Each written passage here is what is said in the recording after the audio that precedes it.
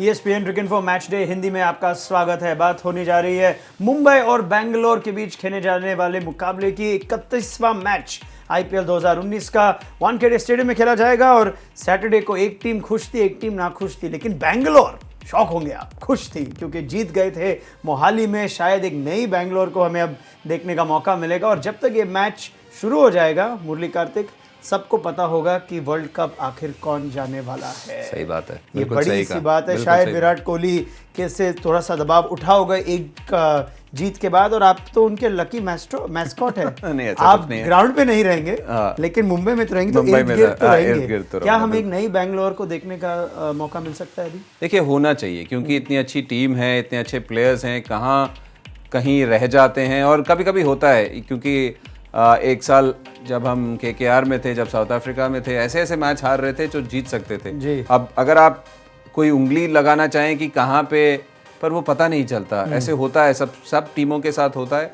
और अच्छी बात है कि वो जो रन था उन्होंने तोड़ दिया, एक अच्छी टीम को उनके ही घर पे हराया जो 7 मैच वहाँ जीत चुके थे। बात है। और बड़ी अच्छी तरीके से, जिस बॉलिंग की आलोचना हो रही थी, उन्होंने ही अच्छा काम किया। क्रिस गेल जैसे को रोक के रखा, क्योंकि जिस हिसाब से वहाँ मैच माहौल था, क्रिस गेल के बाद किसी ने भी 20 नहीं पार किया। तो बड़ा अच्छा पकड़ के रखा। तो उम्मीद यही रहेगी कि ये उनके लिए एक टर्निंग पॉइंट। चलिए, थोड़ी सी आत्मविश्वास बढ़ेगी बेंगलोर की गेंदबाजों की। मैच के बारे में ज़रूर बात होगी, लेकिन उसके पहले एक 5 सवालों का बेंगलोर मुंबई संबंधित क्विज जो हमारे प्रीव्यू में हम लगाते हैं। आपको 4 ऑप्शन भी मिल जाएंगे। दीप दास गुप्ता जो है, उनकी यही उम्मीद थी कि वो खाली पासिंग मार्क्स ले आए, तो उनको 5 में से 3 ही सही चाहिए थे। मुझे उम्मीद है कि आप थोड़ा हाई एक्सपेक्टेशन रखते हैं अपने आप से। तो सबसे पहला सवाल कार्तिक आपके लिए, किस फील्डर ने बेंगलुरु के लिए IPL में सबसे ज्यादा कैच लिए हैं? AB de Villiers, Vinay Kumar, Chris Gayle या विराट कोहली? AB de Villiers. आपने बहुत जल्दी जवाब दे दिया, लेकिन जवाब अफसोस है कि सही नहीं है, क्योंकि सही जवाब है विराट कोहली। अच्छा। तो क्लोज होंगे, लेकिन आप देख सकते हैं कि 68 कैच के साथ नंबर 1 पे है RCB के कप्तान। चलिए, दूसरे सवाल की तरफ अब बढ़ेंगे। ये मुंबई से संबंधित, किस बल्लेबाज ने मुंबई के लिए IPL में सबसे ज्यादा छक्के लगाए हैं? रोहित शर्मा, अंबती रायडू, कायरन पोलार्ड या ड्वेन स्मिथ? कार्तिक, थोड़ा कंफ्यूज हूँ A और C में। रोहित शर्मा, सोच लीजिए, कायरन पोलार्ड। चलिए, C के साथ चलते हैं। देखते हैं सही जवाब है। क्या बात है, कायरन पोलार्ड हाल ही में ही ये न्यूज में था और अच्छी शुरुआत की है इस साल कायरन पोलार्ड ने, तो सबसे आगे 171 छक्कों के साथ। चलिए आगे बढ़ते हैं तीसरे सवाल की तरफ आपके लिए कार्तिक। तो 1-1 से आपने बराबरी कर दी है। IPL में बेंगलुरु के लिए सबसे ज्यादा बार 0 पर 2 बैट्समैन आउट हुए हैं। एक है डिविलियर्स, दूसरे का नाम बताइए। Chris Gayle, Zaheer Khan, Virat Kohli, Jack Kallis? सबसे ज़्यादा खेले भी है डिविलियर्स, तो सबसे ज़्यादा बार शून्य भी बनाया उन्होंने। उसके साथ और कौन है? लेकिन कैलिस। और ये सही जवाब नहीं है। सही जवाब है विराट कोहली। दोनों की इतनी अच्छी गहरी दोस्ती है कि इतना प्यार करते एक दूसरे से कि एक ने अगर इतने शून्य बनाए तो विराट कोहली भी 6 शून्य बनाकर बराबरी पर ही है।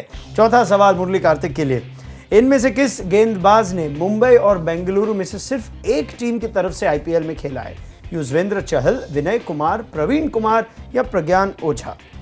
इनमें से किस गेंदबाज ने मुंबई और बेंगलुरु में सिर्फ से एक टीम? तो 3 ऐसे हैं।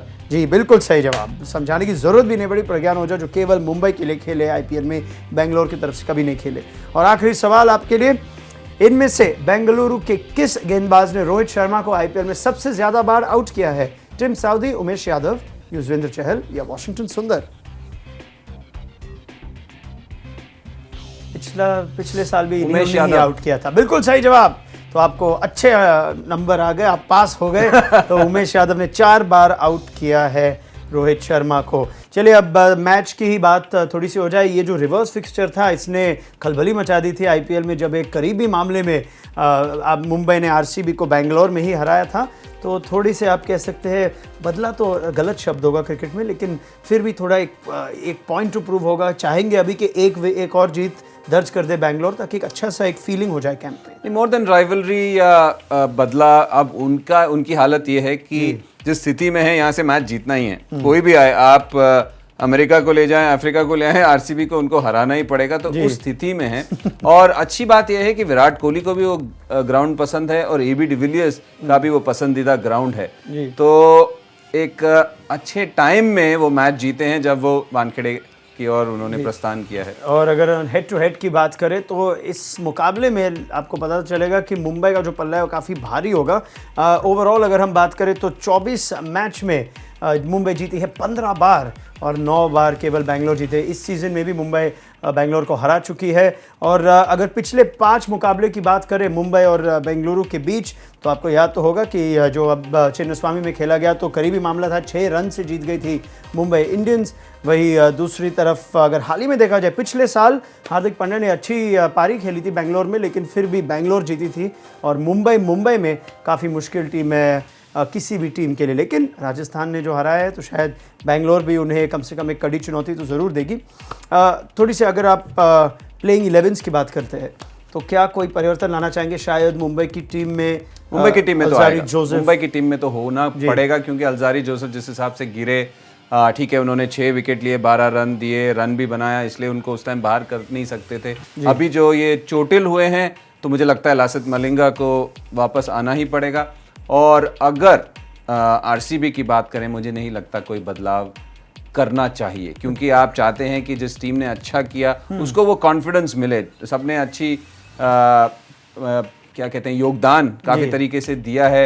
सिराज आप चाहेंगे अब भी केवल 3 ओवरसीज प्लेयर्स का जो कॉम्बिनेशन है, कोई प्रॉब्लम नहीं है क्योंकि आपके पास डेल स्टेन जैसा बॉलर अभी है नहीं। अगर वो आ जाता है तो वो अलग बात है, अगर वो नहीं है तो मेरा मानना है कि आपको इसी टीम से अभी तो खेलना चाहिए क्योंकि आपके लिए अच्छा किया है उन्होंने। और बेस्ट अपनी बॉलिंग अटैक की को अगर चयन करना हो तो उसमें आप उमेश यादव का चयन टिम साउदी के आगे ही करेंगे क्योंकि टिम साउदी ऐसी कुछ खास गेंदबाजी कर नहीं रहे और आपको पता है कि उमेश यादव जैसा बॉलर जिस दिन लय में होते हैं तो ऊपर के 3-4 विकेट निकाल के दे सकते हैं, तो उसी वजह से इतना कॉन्फिडेंस उनको दिखाया जा रहा है। चलिए यहाँ पे रन बहुत बनते हैं और अपने बड़े बड़े बल्लेबाजों को हाथ उठाना पड़ेगा जिस तरह जॉस बटलर ने राजस्थान के लिए उठाया और एबी डिविलियर्स और विराट कोहली, हमने लगता है पिछले 8-10 साल से यही बात की है बेंगलोर की कि अगर इन दोनों ने रन बना दिए तो शायद पूरी बाजी जो है पलट सकती है। और डिविलियर्स और कोहली ने 65 पारियों में देखिए लगभग 2800 रन बनाए हैं, औसत भी काफ़ी मजबूत। और पिछले मैच में भी कार्तिक, मैं कभी कभी समझता हूँ कि क्या एक अच्छी बात है कि बुरी बात है कि हर बार इन्हीं दोनों खिलाड़ियों को हाथ उठाना पड़ता है अगर बेंगलोर को जीतना हो तो? देखिए एक तरीका है उसको देखने का क्योंकि आप चाहते हैं कि जो आपके मेन प्लेयर्स हैं वो सबसे ऊपर खेलें। अगर वो सबसे ऊपर खेलेंगे तो आप चाहते हैं कि वो रन बनाएं, अगर वो रन बनाएंगे तो फिर किसी और को मौका मिलेगा नहीं। तो उस वजह से ऐसे होता है क्योंकि अगर ये नहीं ऊपर खेलेंगे, जैसे आज अभी चेन्नई के साथ हो रहा है आजकल कि ऊपर के बल्लेबाज नहीं रन बनाते तो फिर धोनी को आके रन बनाना पड़ रहा है। जैसे लास्ट ईयर राइडू और जब शेन वॉटसन रन बना रहे थे तो आपका मिडिल ऑर्डर एक्सपोज ही नहीं होता। या आप करें सनराइजर्स हैदराबाद की बात, क्यों मिडिल ऑर्डर की बात कर रहे हैं? क्योंकि वार्नर और बेयरस्टो रन बना रहे हैं।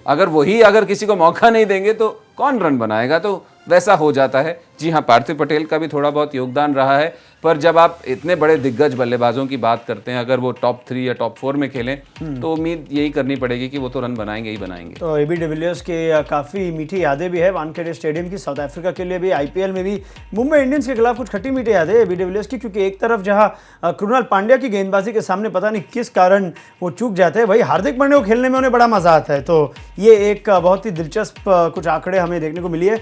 अगर कभी कभी बोले कि एक मैचअप में अगर हम सोचे कि ये बॉलर के पास मेरा नंबर है, लेकिन कृणाल पांड्या में ऐसा क्या है कि एबी डिविलियर्स को इतनी बार आउट किया, ये ऐसा एक मैच? देखिए कभी कभी आपको एक्शन नहीं पसंद आता, कभी कुछ चीज़ सही नहीं लगता, तो आप बड़ा मुश्किल है। जैसे अब सचिन तेंदुलकर हांसी क्रॉनिक कितनी बार आउट किया, आप ये नहीं कह सकते कि लॉजिक नहीं, कोई लॉजिक नहीं है। कभी कभी आपको पसंद नहीं आता वो बॉलर, या आप आउट हो जाते हैं तो वो या पिक नहीं कर पाते, ऐसा कुछ। पर देखिए एक भाई के साथ मिलाप है, एक भाई के साथ नहीं है।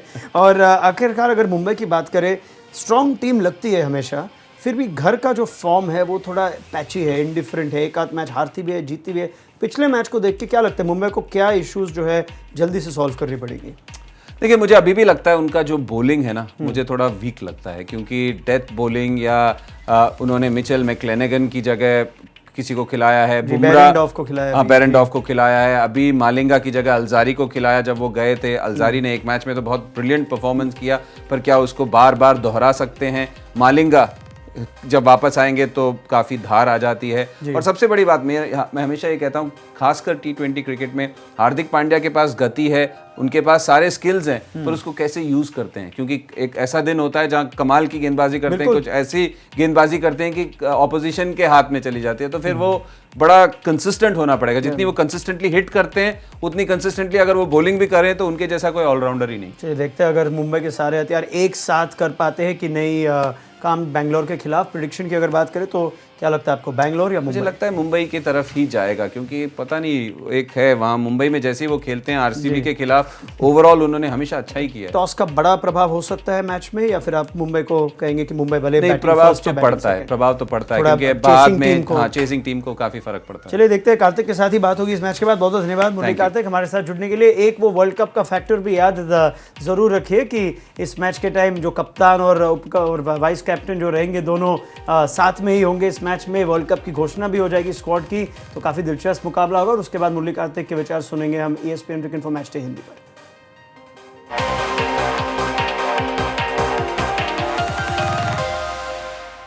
अगर आपको ये वीडियो पसंद आया तो लाइक, शेयर और सब्सक्राइब करना मत भूलिए। आप अपने कमेंट्स नीचे कमेंट बॉक्स में छोड़ सकते हैं। नोटिफिकेशंस के लिए बेल आइकॉन यानी इस घंटी पर क्लिक कीजिए।